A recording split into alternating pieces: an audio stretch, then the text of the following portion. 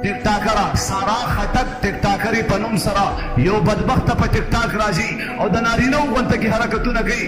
ای بې عزته خلکو، تاسو پسې وروسته د خپلو مشرانو نکه مکه نشته، تاسو به الله نه څه جواب ورکوئ؟ ستاسو رشته داران دا ویډیوګانې په میډیا باندې ګوري او را روانې پنسلې اوچتې کړي بو بو بو کوي. زما محترمو، ای شرمېدلو، ایمان خورې ورې ارمان د دنیا کې ده.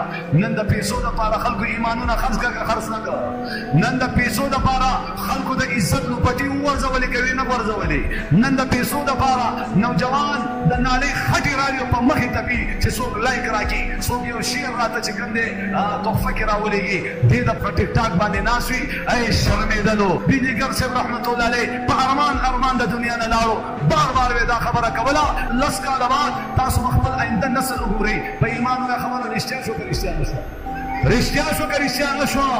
ای ورونو، قسم د الله په ذات باندې زمونږ او ستاسو ایمانونو سره لوبې شروع دي او بیا تا دا ټچ موبایل دا د بچي لم په لاس کې ورکړی دی، دا د ښځې لم په لاس کې ورکړی دی.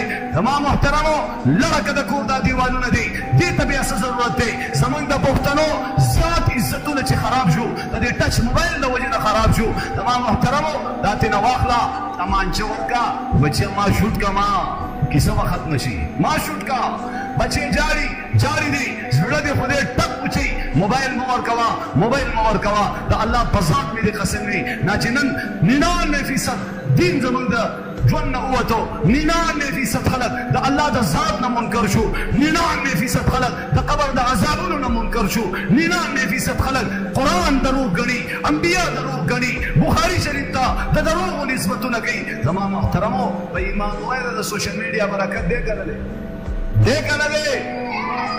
وی تا چې بل باندې د خاورو ډېری جوړ کړو، دغه شانتې به په تا هم واوري خوري، اوازونه چې د بل د مرګي اوري، دغه شان به ته د خپل مرګي هم واوري. عجیبه رحمانه زړه دې د کتو دی چې مرګې په دنیا شته او تلا خاندي، یو زنده چې د مرده په قبر ورشي. دومره بس دی نصیحت په دې دنیا. او دا ناستو خلکو ته زه وایم، دا ناستو که د الله په دینه ولې خښې نه کړي، ټول بچي ته د مسجد لار، د عالم لار، د جومات لار، د خانقاه لار ونښودل او د علماو سره ستا دغه ربط لکه چې څنګه دی د الله په ذات مې دې قسم وي دا خبره نکاح کېږي انشاءالله العزیز. ستاسو آینده نسل یاد ساتئ چې دا مرتد نه شو، دا قادیانین نه شو، دا شیعګان نه شو. زما دا مخ به تور وي د قیامت په ورځ مې الله تاسو وښودلی چې دا یاد ساتئ. قادیانین کېږي به، دمان او اجراګان هغه لرې خبره ده. دمان اجراګان دا څه فرق نه غورځي. قادیانین کېږي به، شیعګان کېږي به، مرتد کېږي به، ملحد کېږي به، د الله د ذات نه به منکر کېږي. دا یاد ساتئ. او فټۍ به زما ستا په قبر کې شروع وي. فټۍ ولې تی مشر وی که نه؟ مشر وی. زما بچی دی، زه به ورته سمه لار ښیم. زما بچی دی، زه به ورله په عقیده محنت کوم. زما دا خبرې خو غلطې نه دي که نه؟ په دې کې را سره متفق یې؟ نو ورونو درخواست کوم، دا پیسې موږ او تاسو له څوک راکوي؟ عزت څوک راکوي؟ دا بچي چا راکړي؟ دا چې کوم الله تعالی پیسې درکولی شي، بچي درکولی شي، واپس یې نشي اخیستی، واپس یې نشي اخیستی. دا پیسې زما محترمو باسٹین وہی کبھی عرش پر کبھی فرش پر، کبھی ان کے در کبھی در بدر، غم عاشقی تیرا شکریہ میں کہاں سے گزر گیا. یاد ساتا وہ بابا نن در سره یو روپۍ دوشته خو داسې شوي دي چې مالدار الله غریبانان کړي دي، غریبانان یې مالداره کړي دي، عزتمند یې بېعزته کړي دي، بېعزت یې عزتمند کړي. الله کولی شي نن موږ او تاسو سره موقع شته.